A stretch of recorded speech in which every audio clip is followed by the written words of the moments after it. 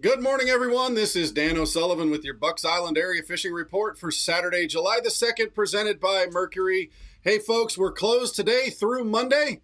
Take the time and spend it with your family. You need that part. You need that other thing. Come check us out on Tuesday when we reopen at regular hours. But right now, we're going to hit with Josh, Tom, and Lee and figure out what's going on your body of water to help you catch a few more fish. Good morning, everyone. This is Dan O'Sullivan with your Bucks Island Area Fishing Report for Saturday, July the 2nd, Independence Day weekend, and we're going to celebrate that freedom with Tom Mott talking about Guntersville. Tom, tell us what's going up on the big lake up in the sky. Boats, and more boats, and a few jet skis. We did a little, changed gears, did a little night fishing last week. We just wanted to kind of beat the heat a little bit. That wasn't so successful, but we did catch some fish, and that was fun. So I'm telling you, the fishing's still been really good. It's just a lot of boat traffic out there. And so, everybody keep their head on a swivel and watch out for the kid getting drug across the grass on the tubes and whatnot. But, a couple of nighttime or a couple of afternoon tournaments earlier this week was one with three fish, almost 17 pounds. So, and I got word of a tournament last week that was one with 18 pounds and three fish. So those big fish are really out there. I'm thinking that flipping bite's what's really turning those big fish out. Getting out in that probably 6 foot of water where that grass is really matted up with some depth under it. And you're still looking for the same structure, but I mean, tie you on that 1.25 ounce jig and go to work, guys. I mean, golly, there's some studs being caught right now. Well, I bet you that drop and bite, big weights, creature baits, big jigs, it's a ton of fun. But I also know that it's cover a lot of water, make a bunch of presentations, and get a fish occasionally. If someone just wants to go out and find some fish, they want to just go out and be able to catch a few fish, what do you recommend right now? Oh, absolutely. I would definitely just get on a grass line, a good grass line, of course, but, look for some depth. I like to sit in that 8, 9 foot of water and throw up, anywhere between 3 to 4 foot and just throw you a worm. Even go with a little lighter weight, maybe a 3/16 to a 3/8, and just throw you a little red bug worm or anything along those lines. A V&M Zoom, make some nice curly tail worms. Right now, those fish are just going to town. Even some crawdad imitators, creature baits, missile D bombs, reaction innovation, sweet beavers, those kind of things. Just Texas rig like you would in the springtime through that grass was really catching a lot of fish. And you may get surprised and catch a real big one too. I mean, that's quite a big possibility. And there's still some crappie to be found around some of those bridge pilings and causeways. So get out there, have a good time, folks. Be safe on the water. Tom, we'll talk to you again next week. All right, Dano, y'all be safe out there. Enjoy the holiday. Remember what it's for, and tight lines. Well, good morning, everyone. This is Dan O'Sullivan with your Bucks Island Area Fishing Report for Saturday, July the 2nd, presented by Mercury. It's Independence Day weekend. We're going to talk to Lee Pitts, the crappie king of Weiss Lake, who's also a stud on Neely Henry. What's going on our two favorite lakes there, Lee? Well, I'll go ahead and just give you a little update. You can already hear boats running behind me. It's going to be a madhouse out there this weekend. So it is. I can kind of tell you what's been happening earlier in the week, but everything's going to be thrown out the window starting today. So just, the biggest thing is, guys, be careful out there.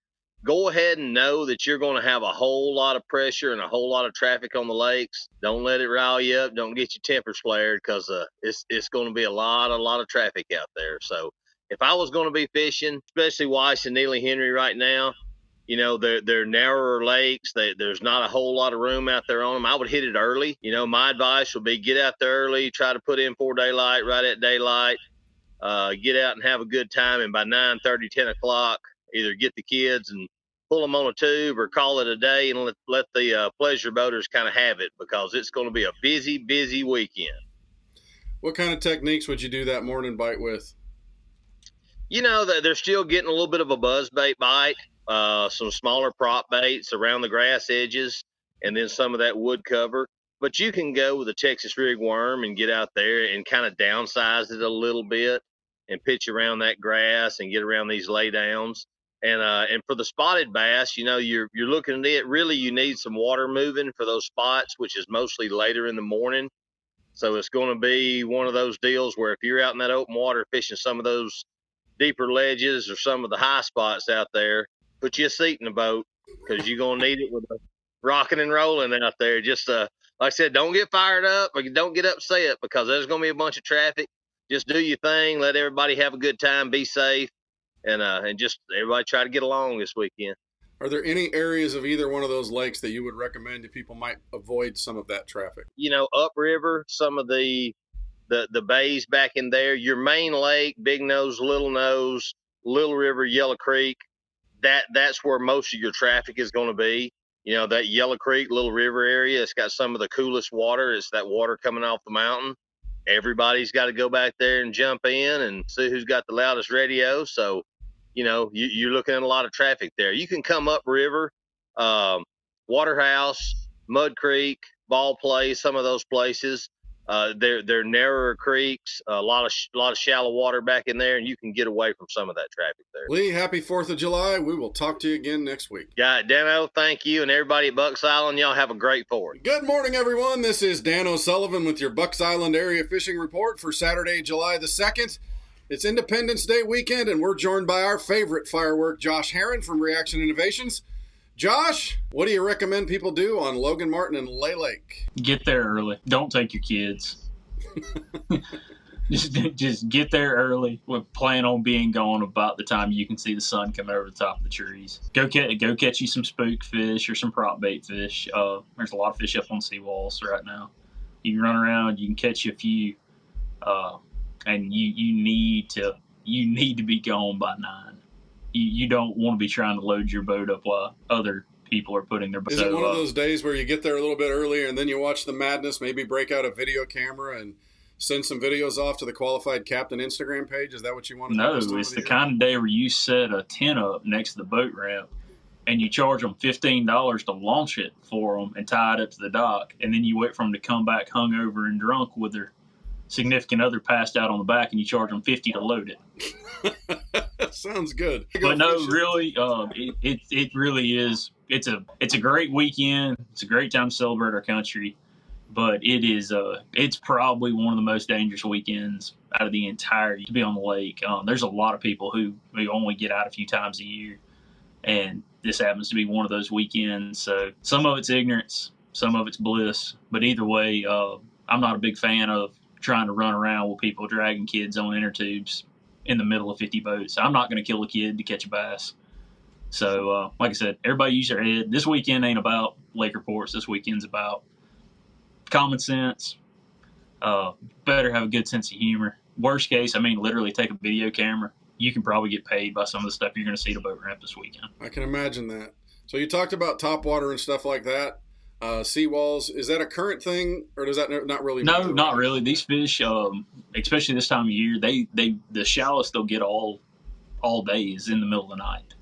So they kind of push out during the day, but they actually pull up on the seawalls and they'll chase shad, crawfish, bluegills. They'll actually push fish back and forth up and down these seawalls all night long. So that little gray light time you got in the mornings is kind of their last little feeding frenzy before they push out for the day. So that's a really good time. You can put the trolling motor on about 50-60%. Take prop bait, walking bait, vixen, spook, popper, just any kind of little prop bait, like a little heading. It doesn't have to be real crafty. You just want something you cover some water with, and you'll run into little clusters of fish here and there. But Josh, wherever you catch one, you can catch a few. Josh, as always, thanks a bunch for the time, and we'll talk to you again next week. Thanks, man. Well, that'll do it for our Bucks Island area fishing report for this Independence Day weekend presented by Mercury.